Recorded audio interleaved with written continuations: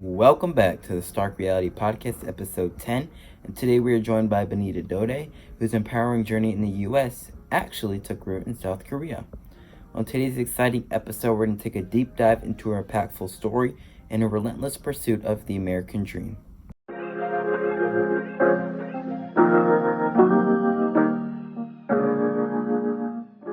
Alrighty, let's get started. So a quick insight into who we are joined by today. This individual is actually my mother. My mother arrived in the United States from South Korea when she was just 9 months old. She was welcomed by her adopted parents and raised her through early childhood. While my mother's adoption from South Korea in the 1970s embodies the idealistic promise of the American dream, for many immigrants and adoptees, that promise remains a distant dream rather than a lived reality. I believe we can keep the promise of our founding. The idea that if you're willing to work hard, it doesn't matter who you are, or where you come from, or what you look like, or where you love. It doesn't matter whether you're black or white, or Hispanic, or Asian, or Native American, or young or old, or rich or poor, able, disabled, gay or straight. You can make it here in America if you're willing to try. Alright, let's start with some basics. Can you share your name and date of birth so we can better understand your story?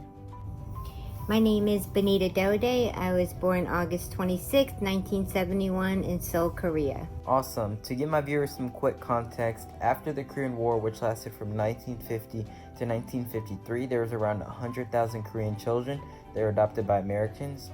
This sudden increase was largely due to the war-torn country and efforts to address the children of Korean women and U.S. military personnel. This trend occurred well into the 1970s, which was then when you were born. We are fighting in Korea for our own national security and survival. We have committed ourselves to the cause of a just and peaceful world order through the United Nations.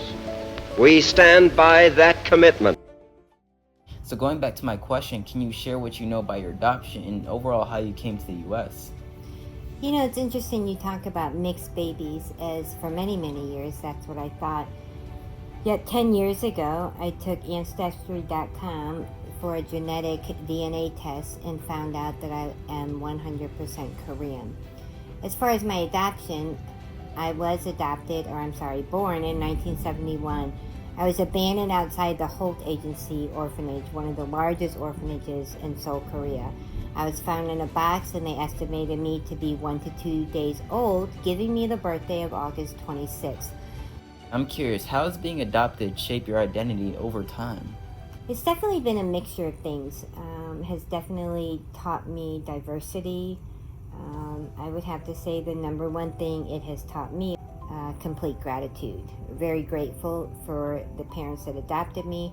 Very grateful for being Asian and being raised in a family that is surrounded by Caucasian, mixed, and African American, as mentioned.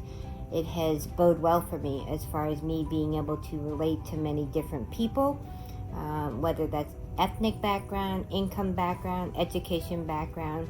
I've kind of always flowed in between.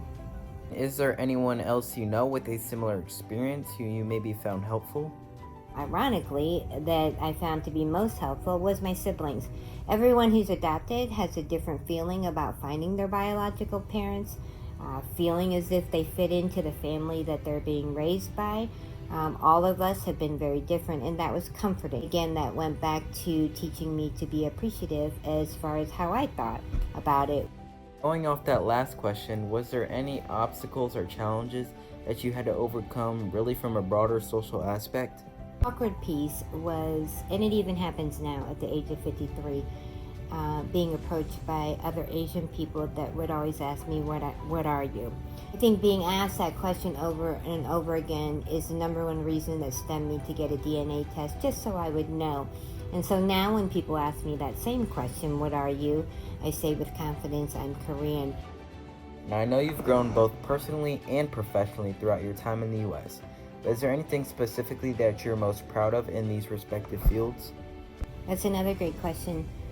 Personally and professionally, pros or cons, I think it actually goes together. So personally, I would say the number one thing I'm proud of, my ambition, and that has to do with building a family. My career, I have a high school diploma, went on to manage many staffing facilities going all the way up through VP and GM, and also owning my own business. I appreciate that you've gone into great detail about how you've grown both personally and professionally, but now I think we should switch topics to a more sensitive matter. Just recently, I was scrolling through the news and found an interesting article that I thought may relate to you. So to give a brief context about the article, an investigation showed that Korean children from the 1970s to 1980s were illegally adopted into families into the U.S. So now going back to you, have you heard about this? And if so, what's your opinion? Yes, I have heard about it.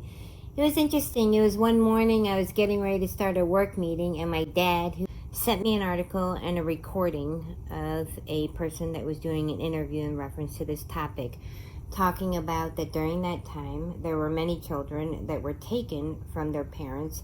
Mothers and fathers were told that their baby died, but in actuality they were alive and taken from the families and put up for adoption for revenue. And many of those adoptive children have now gone to the government, asked for investigations, and found out and actually found their parents, reunited with them. What was your initial reaction to hearing this awful news?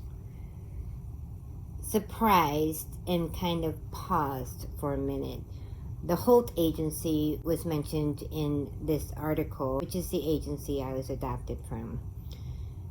I thought to myself, would you spend the time to investigate to see if you can now find your natural mother or father? Does it mean that much to you to figure out if I was taken from them or if they actually put me up for adoption? And I have not figured that out yet. I know you partially touched up on this, but when you heard the news, did this information bother you, or were you partly unfazed? I wouldn't say I was unfazed. It bothered me. The biggest thing that bothered me is it made me sad for the parents that maybe were told that their baby died and not told the truth as far as why they were taken, removed from the country they were born in, removed from the culture, and then adopted by this random family. So there was a lot of sadness I felt for that. As far as myself, I wouldn't say I was unfazed. It's just fascinating to me that that actually took place in that time frame where I was adopted and brought to the United States. I know myself personally, if I heard that news, especially because it relates to me so much, it would be a difficult matter to grapple with. So moving forward for the last and final question of today's podcast. So what is your interpretation of what the American dream means, and to what extent has this promise been fulfilled? You know, it's interesting when people say the American dream and they talk about freedom of speech, work ethic, you can do whatever you put your mind to, be ambitious, believe, and it will happen. I don't know that I necessarily believe that's American dream. There's a lot of children, young adults and adults that are put in situations where it is almost impossible for them to strive for. So I'll talk about myself. I am definitely an example of the American dream, adopted from Seoul, Korea as a baby by a fantastic American family, given more opportunity than the average person.